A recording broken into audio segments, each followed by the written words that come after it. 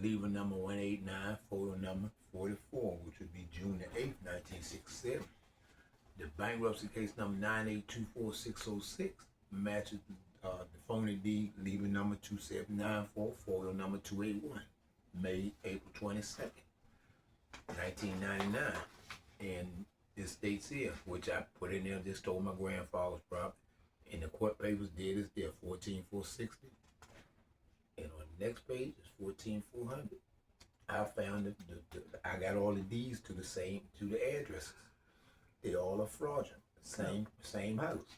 So this is how Maryland is ranked as one of the most corrupt states in the United States, where title theft and deed theft is more prevalent than any other states in the union. And I want to address something you said.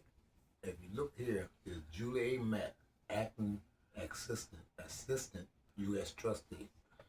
Deborah A. Johnson, assistant United States attorney. No signatures. No. But it was sent to Frank B. Jenkins. No, but and what's the date on that? What was the date? The date on this letter? No, yeah, for that one you just referred to, yeah. December 19th, 2002. Yeah. And they knew the 2000 E-Sign Act requires them to send an electronic verification number, and no court, no judge, all clerks, even I've just got information from this U.S. Court of Appeals in D.C. in case that I have, and so keep reading that. I'm going to find that piece of paper. And this is where I told Judge Chappelle there wasn't no parents' property. October 22nd, 1999. Case number CV 961305. And signed off on the property 14400 Forest Drive, but the deed shows that the property was sold, and here's a court case stating both addresses the same. Well, let's get back to these signed orders, folks.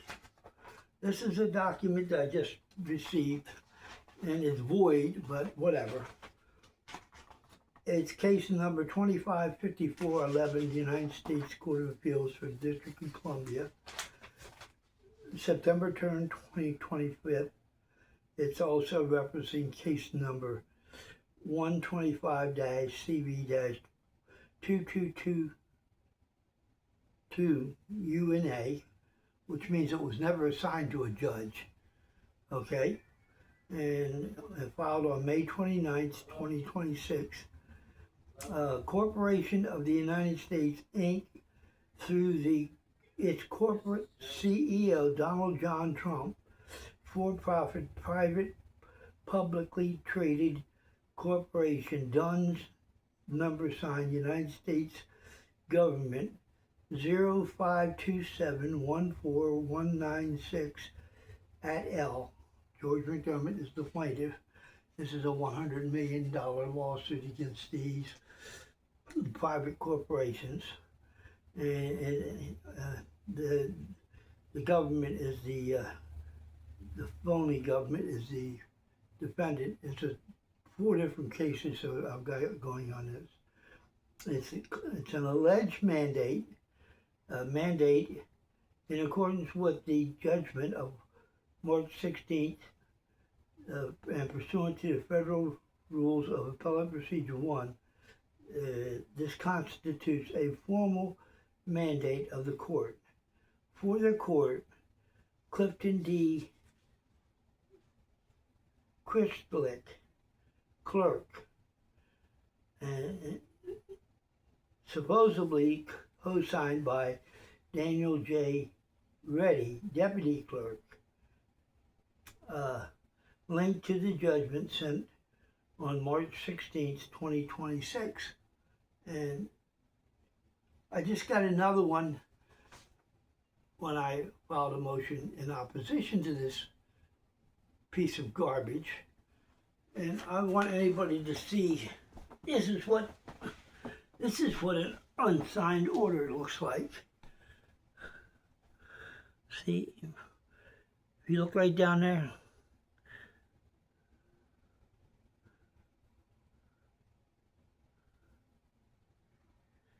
There you go.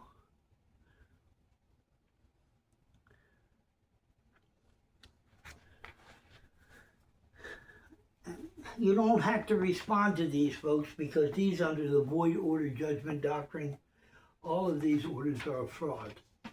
So, but I did respond, and I got another letter back from them that says the Supreme Court sent me one in reference to this case where I filed a writ of mandamus, and they said that the courts do not have to sign anything. Our judgments are final.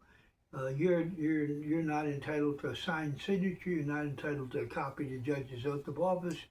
You're not entitled to a judge's judicial bond information. I have a question for you. Yes.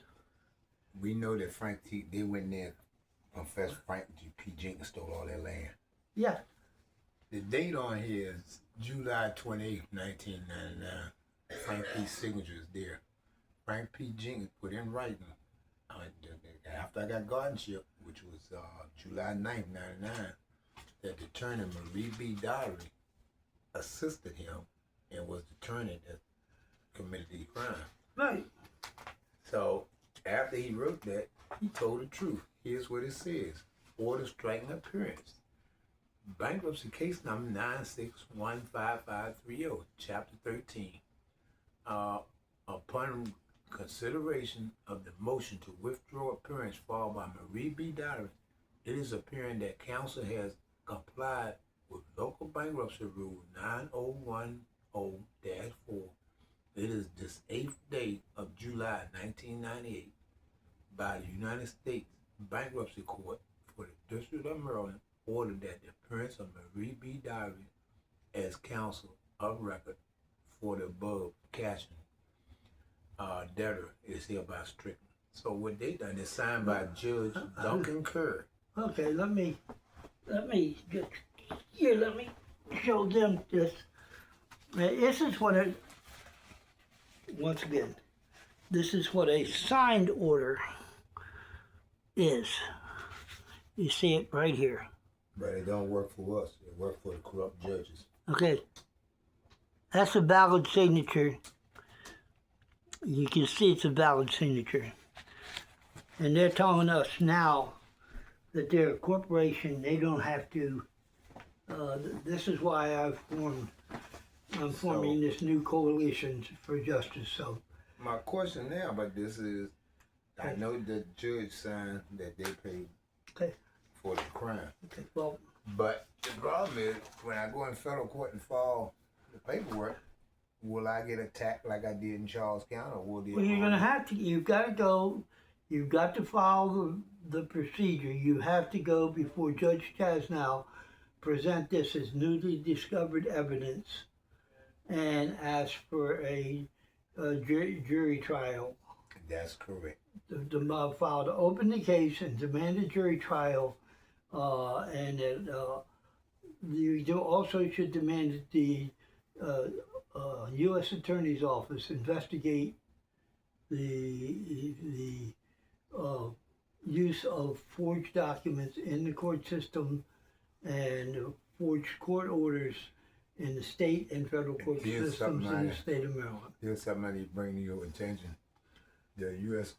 District Court already have all this evidence. They had that before I Why not? that. I've seen it. I've got copies on my computer of all this. No, I mean updated. I know, but I have copies of all this on.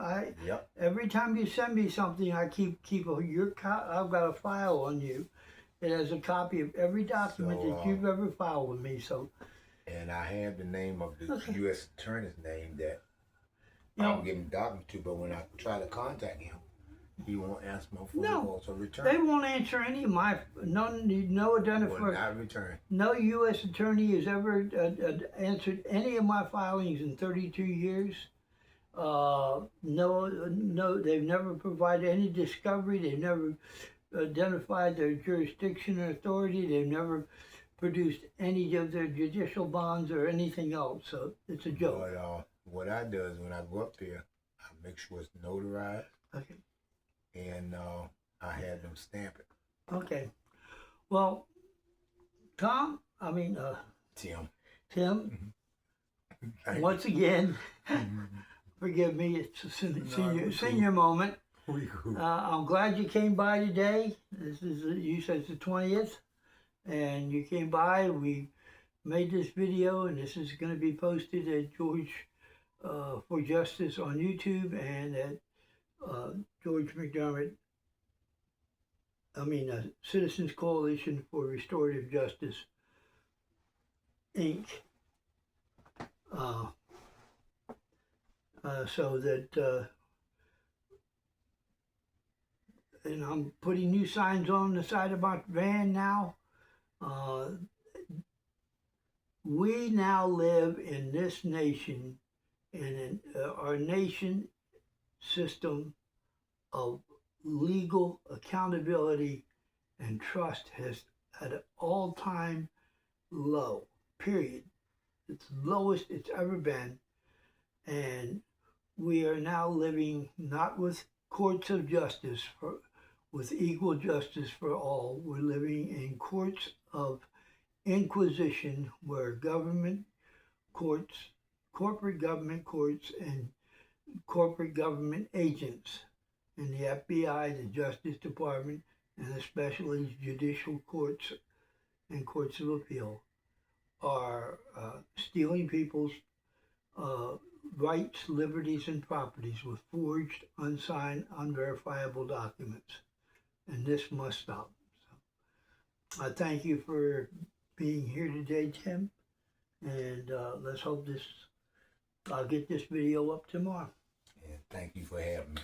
Okay? You have a blessed day, sir. Thank you. Same to you. God be with you, because, without him, all this would be a waste. Yep. You right. Without him, without the blessings of the Lord Jesus Christ, we're warriors for Christ, and we need to stand up and fight this.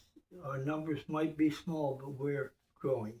Yeah, you're correct. Okay, well, have a blessed day. All right, thank you.